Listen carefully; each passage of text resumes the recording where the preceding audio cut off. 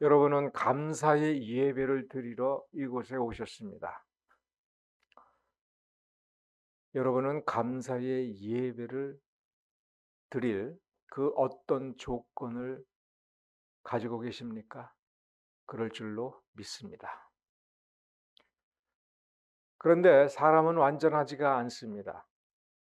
그래서 우리가 감사의 조건들을 찾아보면, 적어도 지난 1년을 놓고 찾아보면 이것도 감사하고 저것도 감사하고 하면서 감사의 조건을 이야기할 수 있을 것입니다. 하나님께 감사해야 될 이유가 하나도 없는 인생이 과연 있을 수 있겠습니까? 감사해야 될 이유가 있습니다.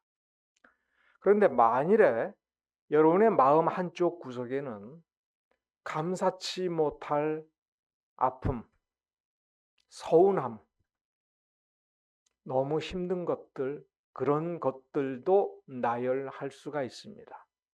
자, 그러면 감사의 예배를 드릴 때 우리가 참으로 감사해야 될 그 상태라고 하는 것이, 감사해야 될 조건들과 감사가 안 나오는 여러 가지 이유들을 비교해보고 계산을 해보니까 그래도 감사해야 될 게 좀 있기는 있구나. 자, 이렇게 여러분 생각이 되십니까? 그럴 수 있습니다.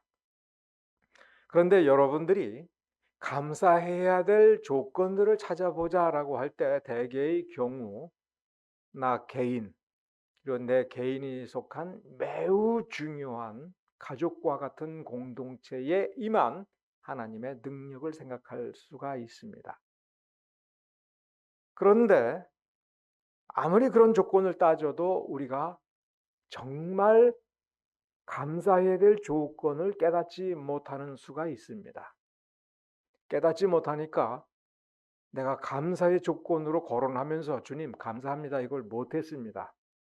그러면 감사치 아니한 배은망덕한 사람이겠습니까? 우리가 잊어버리면 하나님께서 그럴 수 있지 뭐, 이렇게 생각을 해줄 만한 것들이 없을까요? 예를 들면 우리가 숨을 쉬는 거 얼마나 감사해야 됩니까? 편안하게 숨을 쉬는 거. 그리고 내가 중증 환자의 오늘 내일 하는 그런 상태로 병원에 있지 아니한 거 얼마나 감사해야 되겠습니까? 최근에 제가 가까이 지내는 어느 목사님 사모님이 5년 전에 유방암 수술을 받았는데 병원에서 림프절에 혹이 발견됐으니까 1.5cm 정도 되는 혹이 있으니까 떼어내자 해서 수술을 받았는데, 수술 끝나고 나서 들어보니까 혹을 6개를 떼었답니다. 그 중에 하나에 암이 발견돼서 이제 전체적으로 조사를 다시 해보고 항암 치료를 어떻게 해야 될 것인지를 결정을 해야 된다고 합니다. 자, 그러면 그런 혹이 있는 거를 모르고 지내는 게 감사한 겁니까? 그리고 발견된 게 감사한 겁니까? 그런데 그 발견된 걸 놓고 가만히 한번 생각해 보십시오. 감사할 이유가 100%겠습니까? 사람은 원망 얼마나 또 하겠습니까? 하나님, 왜 하필 나한테? 다른 사람은 안 그러지 않습니까? 근데 왜 나한테 이렇게 아픔을 주시고 위험하게 하시고, 그래서 치유의 역사를 해주시는 건 좋은데, 그러면 정말 좋은데 아예 없는 건 얼마나 감사합니까? 이렇게 우리가 모르고 지내고 나중에 보니까 평생에 걸쳐서 가끔 생각이 나면서 하나님 정말 감사합니다. 이렇게 감사할 조건들이 원래는 있는 겁니다. 그렇죠? 잊어버리고 이 자리에서 하나님 내가 이거 감사합니다라고 할 때 그걸 빼놨다고 해서 하나님이 섭섭하다고 하시겠습니까? 우리 오늘 본문을 놓고 다시 한번 좀 더 신중한 질문을 한번 해보겠습니다. 자, 여러분 앞에 문제가 100개가 주어져 있어요. 모두가 공평하게 100개의 문제가 다 주어진, 그래서 문제를 100개씩 풀어야 되는 인생이라고 합시다. 뭐 수학이라고 해도 좋습니다. 여러분이 수학 선생님이라고 합시다. 100개의 문제를 매일 풀어야 돼요. 근데 여러분이 100개의 문제를 풀어보면 그 문제를 제대로 푸는 게 한 번밖에 없다. 99개는 틀리는 거예요. 그러니까 이거를 점수로 계산하면 100점 만점에 100개의 문제를 가지고 푸는데 매번 1점밖에 안 나오는 거예요. 매일 그렇다고 칩시다. 여러분 감사하겠습니까? 여러분 행복하겠습니까? 자, 수학자인데 100개의 문제 중에 하나밖에 못 풀어요. 여러분이 천문학자인데 천문학적 질문 100개 중에 하나만 제대로 대답을 한다고 해봅시다. 저를 예를 들어서 설명하면 이겁니다. 100번을 설교를 하는데 사람들이 은혜 받는 게 100번 중에 한 번밖에 안 되거나 내가 설교하고 딱 내려가서 가만히 생각해 보니까 내 오늘 설교 망쳤구나. 뭔가 너무 부족하구나. 이게 99번이라고 생각을 해보고 100번에 한 번, 야, 그래도 오늘은 망치진 않았구나. 이렇게 생각이 들면 여러분 행복하겠습니까? 자, 근데 이거 지금 제가 그냥 생각나서 드린 얘기가 아니라 이건 어떤 사람이 한 얘기입니다. 실제로 그 사람이 한 얘기예요. 근데 그 사람이 원래 태어나기는 부모가 미국으로 유학 가서 스탠퍼드라고 하는 곳에 가서 유학을 할 때 그 동네에서 태어났습니다. 생각해 보면 복된 사람이죠. 부모가 두 분이 유학을 가서 거기서 공부하다가 낳은 겁니다. 그런데 이 아이가 초등학교 들어갈 때쯤 돼서 혹은 그보다 어려서 이 부모가 귀국을 했습니다. 그래서 한국의 초등학교에 들어갔습니다. 지금 나이가 42살이니까 이 아이가 초등학교 들어갈 때쯤에는 조기 유학의 붐이 있었을 때 아닙니까? 그러면 두 분이 대학교 교수니까 얼마나 열심히 준비해서 조기 교육을 보낼 생각을 많이 하는 게 당연하겠죠. 아마 그 주변에 있는 다른 교수 자녀들은 조기 유학 갔을 겁니다. 그런데 초등학교 한국에서 나오고 중학교 한국에서 나오고 고등학교는 다니다가 1학년 다니다가 중퇴를 해버리고 그러니까 검정고시를 받습니다. 행복한 인생이겠습니까, 여러분? 아니, 미국에 갈 수도 있는데, 부모가 보내줄 수도 있는데, 학교에 어떻게 보면 적응을 못해서 고등학교 1학년에 중퇴를 하고 검정고시를 봤어요. 검정고시를 보고 서울대에 들어갔습니다. 졸업하고 유학 가지 않고 한국에서 석사 과정 들어갔습니다. 박사 과정만 미국으로 유학을 갔습니다. 이 코스가 엘리트 코스겠습니까? 서울대 갔다는 것만 생각해 보면 엘리트인데, 그럼 진즉에 조기 유학 보내지. 서울대 졸업하면 바로 유학 보내지. 석사까지를 한국에서 마친 겁니다. 그런데 지금 세계가 주목한 수학자입니다. 나이 40세에 수학의 올림픽이라고 할 수 있는 4년에 한 번마다 전 세계적으로 가장 촉망받는 업적을 이룬 사람에게 주는 수학계의 최고 금메달을 받았습니다. 그리고 지금 미국의 아이비리그 대학 프린스턴에서 수학과 교수고, 그 우리나라 고등학술원이라는 데가 있습니다. 고등학술원. 거기는 가끔 세계적인 노벨상 수상자라든가 세계적인 저명한 학자를 일부러 불러들여서 강의를 시키고, 그래서 우리나라 학자들이 그 이공계 쪽 이런 쪽의 학자들이 우리나라를 세계적인 선진국으로 도약할 수 있도록 밑바탕을 놓는 학자들을 양성하기 위해서 국가에서 돈을 낸 곳인데 그곳의 교수입니다. 지금 42살입니다.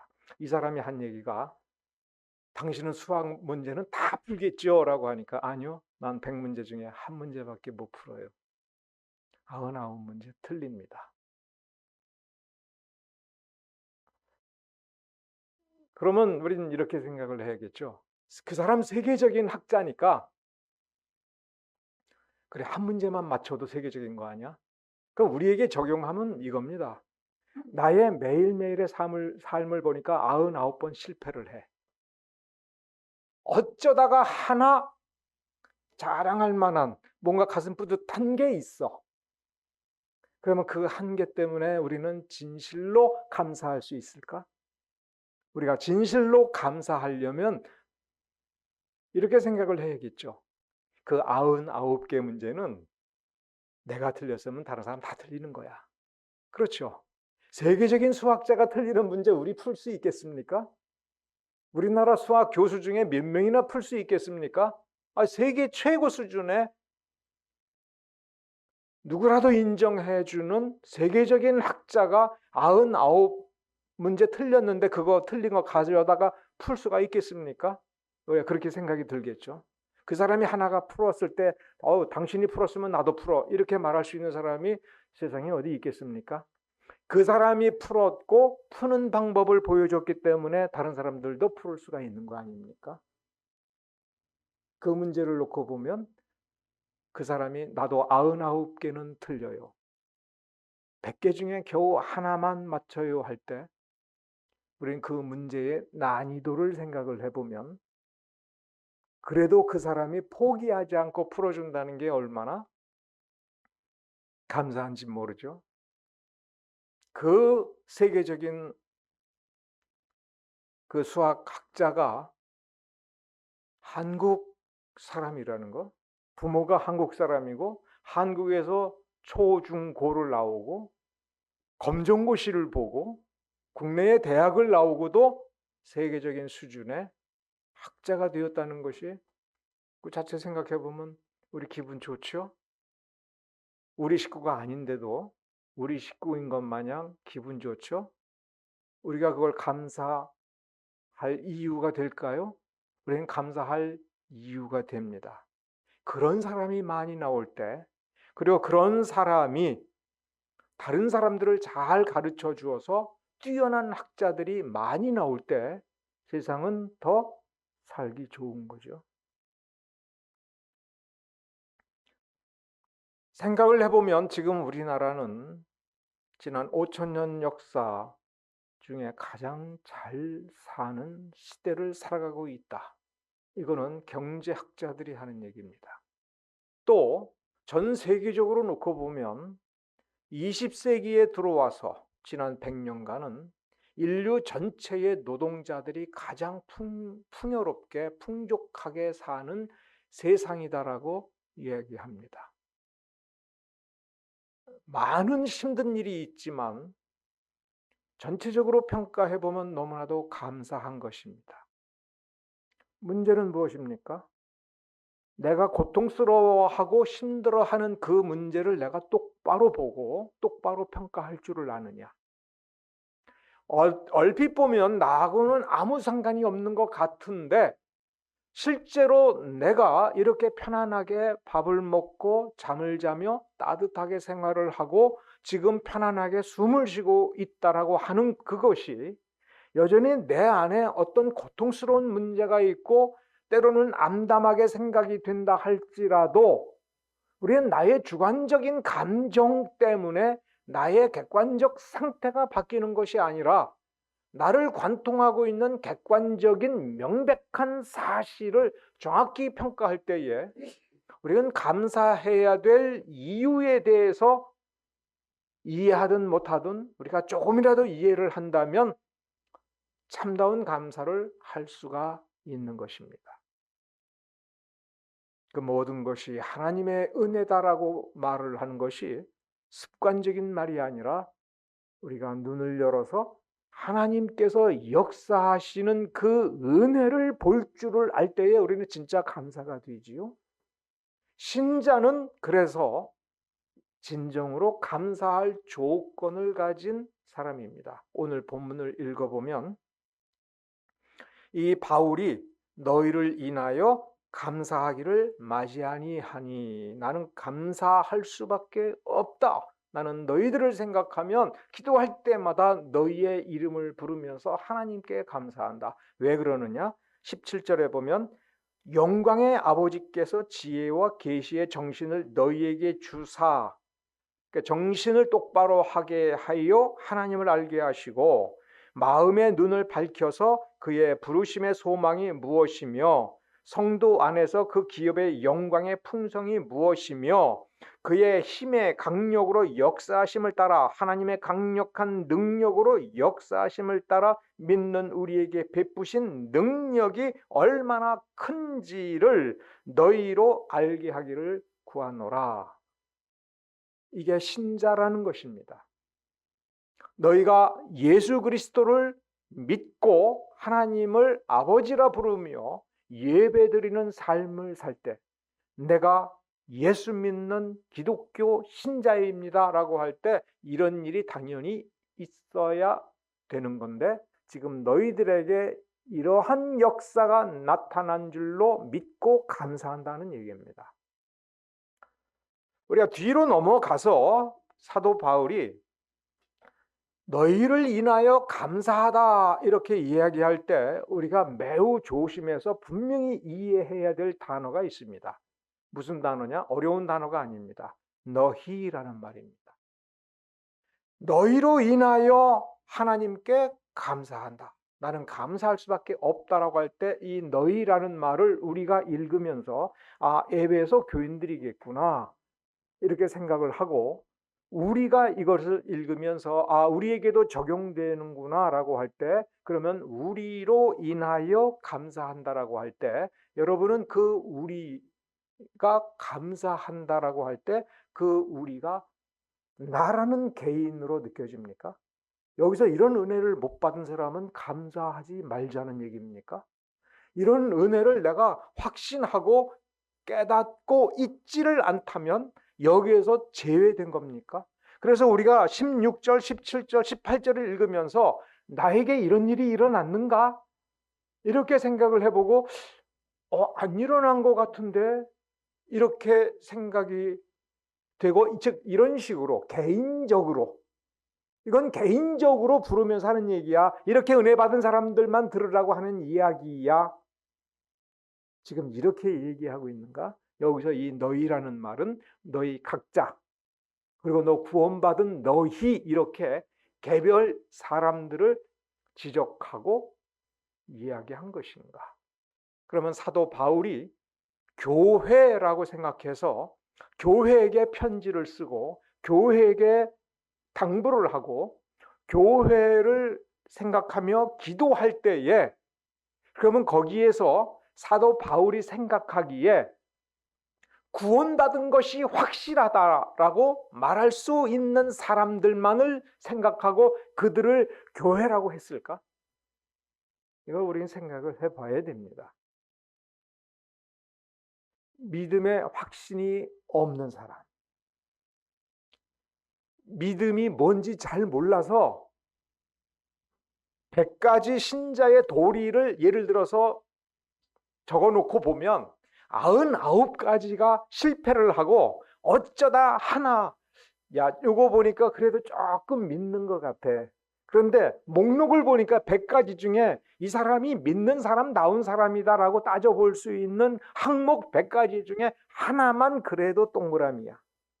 99개는 아니야. 자, 바울은 이런 사람 빼놓고 얘기를 지금 하고 있는가를 따져봐야 됩니다. 우리 진리교회를 향하여 혹은 어떤 교회를 향하여 내가 너희를 생각할 때마다 혹은 기도할 때마다 너희 생각이 나고 너희 때문에 감사하여 내가 하나님께 기도한다 할 때 이 중에 우리는 안다. 이렇게 생각할 수 있죠. 우리는 알아. 나는 나를 알아. 나는 100점 만점 중에 1점밖에 안 돼. 혹은 저 사람은 1점밖에 안 돼. 우리가 서로 알지 않습니까? 느끼지 않습니까? 그랬을 때 1점밖에 안 되는 사람은 빼고 적어도 96점 A 플러스. A는 받아야지. B 분발해. 아직 멀었어. 우리가 이렇게 생각하는 수가 있는데 과연 그렇게 생각해도 되는가를 이 본문을 읽으면서 고민을 해야 됩니다. 바울은 믿음이 부족하고 실족하고 실패하는 사람까지 포함하여 말하고 있다고 하는 것이 에베소서 전체를 보면 확인할 수가 있습니다. 왜 그렇습니까? 에베소서 3장 13절에 가면은 무슨 단어가 나오냐? 낙심하지 마라. 뭘 보고 낙심하지 말라 이렇게 얘기하냐면 너희는 내가 여러 환난을 당하는 거. 그게 무슨 뜻이냐면 사도 바울이 복음을 증거하러 다닐 때 유대인들이 쫓아와 가지고 두들겨 패고 죽을 뻔한 일이 한두 번이지 않습니까? 돌로 쳐서 온몸이 돌덩어리에 맞아서 다른 사람이 보기에 이제는 틀림없이 죽었다고 생각해서 내다 버린 경우도 있지 않습니까? 그러면 여러분 한번 돌에 맞았는데도 죽을 뻔했는데도 하나님께서 은혜 베풀어 주셔서 살았구나 이렇게 생각하지 말고 온몸에 돌로 온 몸을 찢겨져 가지고 죽었다라고 생각해서 내버린 사람의 몰골이 정상이겠습니까? 얼굴에 흉터 없겠습니까? 팔에 부러진 데가 없겠습니까? 사도 바울이니까 다시 기적적으로 치유받을 것이야 이렇게 생각을 해서는 안 됩니다. 그에게 안질이 있었다라고 하는 그런 말도 있지 않습니까? 그 안질이 고쳐졌습니까? 너무너무 불편했습니다. 그래서 이 눈에서 나오는 그 고름 같은 것을 계속 닦아내는데 너무 불편하니까 말씀을 증거하고 가르치고 설교를 해야 되고 다른 사람들에게 뭔가 멋지게 복음 전도를 해야 되는데 눈에서 질질 고름 같은 것이 나와서 계속 손수건으로 닦아야 되니 얼마나 불편합니까? 그거를 고쳐달라고 바울이 기도했습니까? 기도했죠. 근데 고쳐주셨습니까? 내 은혜가 네게 족하도다. 그렇지만 바울이 그 자기 상처에서 나오는 그 지저분한 것을 닦은 손수건을 버릴 수가 있었죠? 버렸죠? 그런데 그 손수건에 다른 사람의 손만 대도 병이 나왔습니다. 참 신기하죠? 그걸 보고 쟤는 되는데 나는 안 되는구나. 이렇게 생각하면 또 낙심하겠죠? 자, 이렇게 바울이 가는 곳마다 뭐가 잘 되는 게 아니라 가는 데마다 레드 카펫이 쫙 펼쳐지고 꽃다발이 주어지고 뭐가 역사가 나타나면 좋겠는데 가는 데마다 환난을 당하는 거예요. 그런데 이 환난을 당하는 그 바울의 소식을 들을 때마다 에베소 교회에서는 주님을 위해서 고난을 받는 거야. 영광 할렐루야가 아니라 거기에 낙심하는 사람들이 있다는 얘기입니다.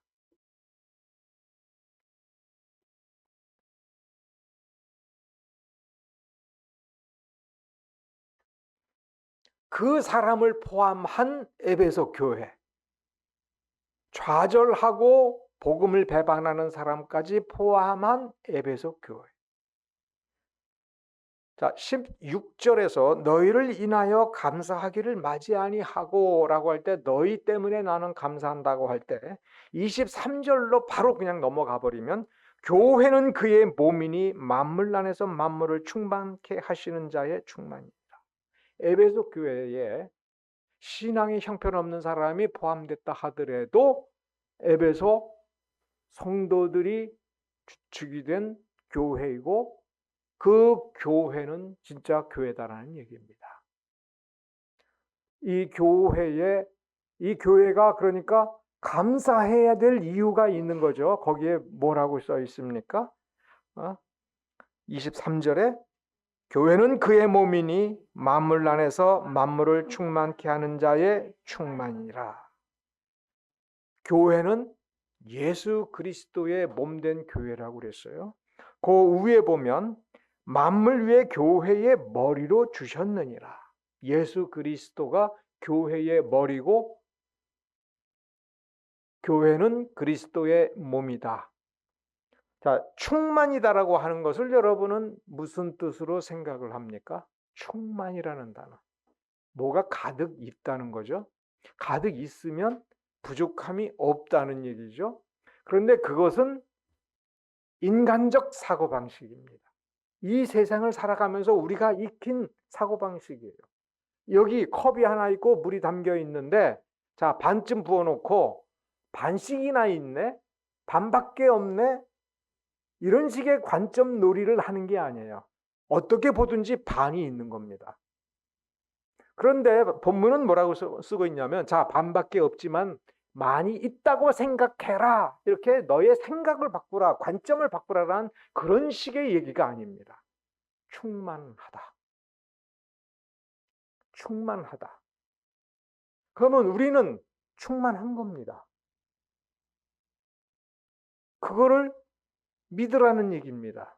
근데 그게 충만하지 않은데 충만하다라고 믿으라는 얘기가 아닙니다. 이미 충만한 겁니다. 어디에? 예수 그리스도. 그분 안에서 충만한 겁니다. 예수 그리스도는 누구냐라고 할 때 19절서부터 21절까지 쓰고 있습니다. 우리는 예수가 어떤 분인가에 대해서 이 자리에서 다시 길게 얘기할 필요가 없습니다. 그는 창조주입니다. 창조의 능력으로 우리를 구속하신 분입니다. 창조주요 전능자인데 우리를 대신하여 죽어주기 위하여, 우리의 구원에 부족함이 없도록 하기 위하여 사람의 인성을 입고 참 사람이 되시고, 그래서 참 하나님인 동시에 참 사람이 되고, 그래서 이 두 인격, 두 본성이 실제로 하나인 것처럼 되어서 십자가에 달려 죽으신 겁니다. 왜 그렇게 하셨습니까? 우리의 구원이 부족하지 않으려고.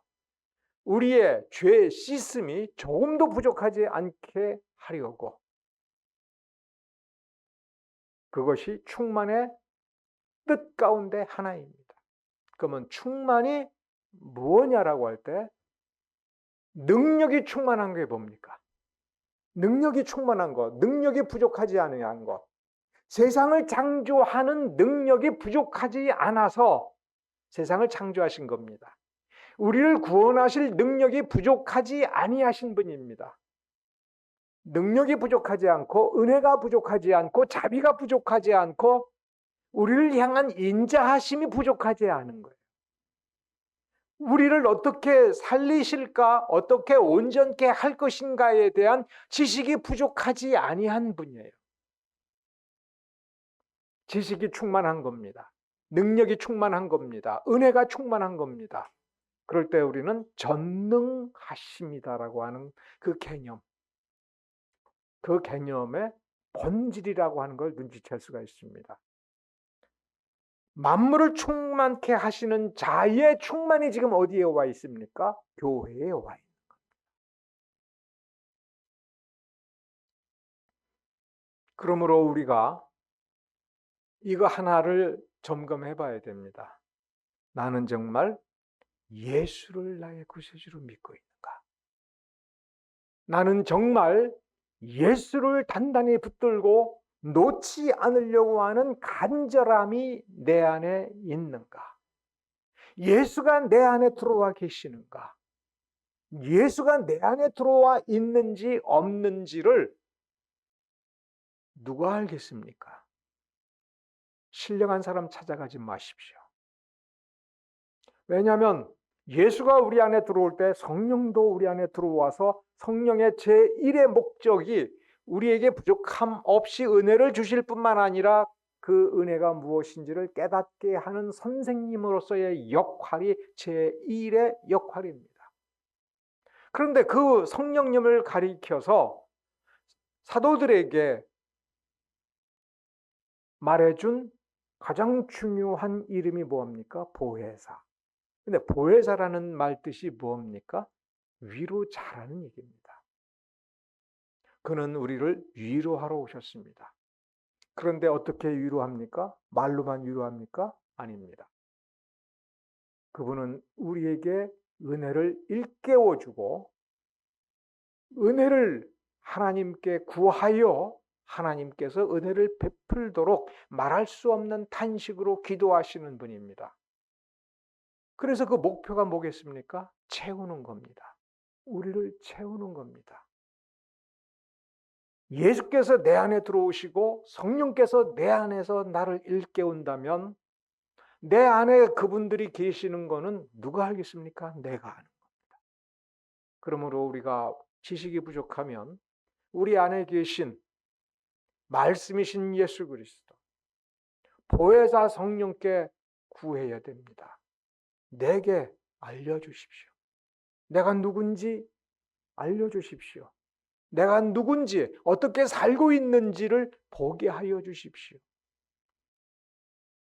그래서 우리는 본문을 보면 17절로 되돌아가는 겁니다. 그러니까 17절서부터 23절을 보면 하나님께서 그 개인들을 불러서 교회 안에 있게 하시고, 그래서 죄인이었던 우리를 불러 교회로 세우시고, 우리를 길러서 교회의 참다운 한 부분으로서 부족함이 없고 모자람이 없고 실패가 없는 이로 만들어가고 계시는 겁니다. 그러니 조금 전에 말씀드린 것처럼 에베소서 3장에서 낙심하지 말라라는 말이 나오는 겁니다. 우리는 낙심하면 안 되는 겁니다. 낙심할 수가 없는 존재입니다. 에베소서 2장 20절에 보면 그 이유가 나옵니다. 교회는 사도들과 선지자들의 터 위에 세우심을 받은 존재들이다. 누가 세웁니까? 하나님께서, 하나님 아버지가 세우는 겁니다. 똑바로 세우기 위하여 예수 그리스도를 이 교회의 머리로 주셨습니다. 그러므로 우리는 이렇게 말을 해야 됩니다. 진실로 깨닫고 말을 해야 되는 건 뭐냐면 우리의 머리는 예수 그리스도, 우리의 주인은, 이 교회의 참된 주인은 예수 그리스도.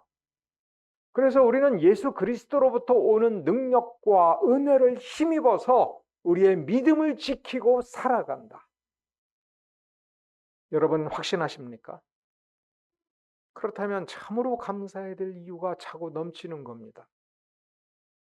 우리가 충분히 깨닫지 못할 때, 우리가 충분히 깨닫지 못할 때에 그래도 있는 거다, 충분하다라고 믿자라고 하지 말고 하나님께 엎드려서 보게 하여 주십시오. 왜냐하면 눈을 밝게 하고, 그렇죠? 마음의 눈을 밝혀주고 계시의 정신을 우리에게 주셔서 실제로 보고, 실제로 만져보고, 실제로 느껴보게 한다고 하지 않았습니까? 사도 요한이 요한 1서에서 뭐라고 그랬습니까? 우리가 우리의 눈으로 보고 우리의 손으로 만진 이 복음, 그것이 너희들이 이 말씀을 통해서 전달받은 믿음으로 예수를 만났을 때에 우리는 똑같이 같이 만져본 경험을 공유하고 있고 목격한 경험을 공유하고 있다. 정말 어떻게 그렇게 되는지를 묻는 게 아니라 정말 나도 그렇다라고 말할 수가 있는 그 상태가 되는 것입니다. 하나님은 이 일로 인하여 감사받기를 원하십니다. 그렇구나, 내가 교회의 한 부분이 되어 있구나, 예수 그리스도의 충만함 속에 내가 참여하는 한 존재가 되었구나라고 하는 것을 경험하고 체험하고 사실이다라고 하는 것을 확인할 줄 아는 사람이 되어 가는 것, 우리가 그것을 앙망해야 될 것입니다. 이 경험을 공유하기 위해서 우리가 무엇을 했는가를 반성하는 시간이 되기를 바랍니다. 이 경험을 공유하는 것이 전도이고, 다른 사람들에게 하나님의 말씀을 잘 가르쳐서 지혜와 계시의 영의 눈을 뜨게 하고 마음의 눈을 떠서 우리 가운데 역사하시는 하나님의 그 충만함을 경험할 뿐만 아니라 확인할 줄을 아는 그런 사람이 되는 것입니다. 기독교 신앙은 주관적인 게 아닙니다. 객관적인 것입니다. 그리고 하나님께서 우리를 불러서 99개의 문제를 틀리고 하나만 맞췄을 때 감사할 줄 아는 여러분 되기를 바랍니다. 왜 그렇습니까? 성경을 한번 읽어보십시오. 지혜를 구했을 때 지혜를 준 경우는 성경에서 한두 번밖에 없는 예외적 사실입니다. 성경 전체를 읽어보면 우리가 지혜를 구하면, 간절히 구하면 뭐를 주십니까? 어려운 문제를 주십니다. 능력을 달라고 하나님께 간절히 구하면 내 힘으로 풀 수 없고 해결할 수 없는 무거운 짐을 주시는 겁니다. 그래서 그 짐을 들어 올리면서 아이고 나는 죽었구나. 한 발짝도 못 가겠구나. 할 수 있는 그런 무거운 짐을 주셨을 때 그 짐을 붙들고 씨름을 하다가 보니 나중에 생각해 보니 아니 이런 힘이 있었어? 나한테서 이런 힘이 있었어? 이렇게 되는 겁니다. 하나님은 자기 자녀들에게 평탄한 길을 주지 않고 좁고 험한 길을 주시지요. 그래서 우리는 불평불만할 수가 있습니다. 이 험한 길을 여태까지 걸어왔는데 더 걸어가야 되는 거야? 왜 이런 거야? 라고 할 때 하나님께서 우리를 더 강하게 하려고 하시는구나. 그렇게 생각하라라고 하는 것이 성경 전반의 가르침입니다. 우리가 해결할 수 없는 힘든 문제, 그리고 머리 아프고 그래서 어떻게 풀어야 될지 모르게 복잡하게 얽혀져 있어서 내 머릿속이 정말 터져나갈 것 같은 문제가 자꾸 생길 때 하나님의 기대와 역사하심은 내가 생각한 것보다도 훨씬 더 크고 높고 깊구나라고 생각할 줄 아는 여러분 되시기 바랍니다. 그러므로 결론적으로 생각해 보면 뭐가 해결되어서 감사하는 것이 아니라 여전히 해결 못한 문제가 우리 앞에 있을 때 감사할 줄 아는 사람이 참된 성도라라고 하는 것을 우리가 결론적으로 가슴에 품읍시다. 내가 나약해지고 기운이 빠지는데 여전히 어려운 문제가 내 앞에 놓여져 있을 때 감사할 줄 알읍시다. 진실로 감사할 줄 알읍시다. 왜냐하면 나는 여전히 예수 그리스도를 나의 구세주라고 고백을 하고 내가 모진 고난과 환난이 내 앞에 끊임없이 있다라고 할 때에 하나님께서는 자신의 충만한 가운데에 자신의 계획을 이루실 것이다라고 하는 것을 확신하고 감사합시다. 그것이 에베소서 우리 본문만이 아니라 에베소서를 3장, 4장까지를 쭉 읽어보면서 바울이 하고 싶은 말입니다. 다시 에베소서 3장, 13장으로 돌아가면 바울은 낙심하지 말라 이렇게 말하는 것으로 끝내지 않았습니다. 나의 여러 환난이 너희의 영광이라. 여러분들이 지금 고난을 받고 있다면 우리 교회의 영광입니다. 여러분들이 고난을 당하고 있다면 이 세상에 있는 참된 교회들의 영광입니다. 우리는 어떻게 그것이 영광이 될지를 모르지만 하나님이 하시는 분이다. 하나님은 늘 그렇게 해 오신다.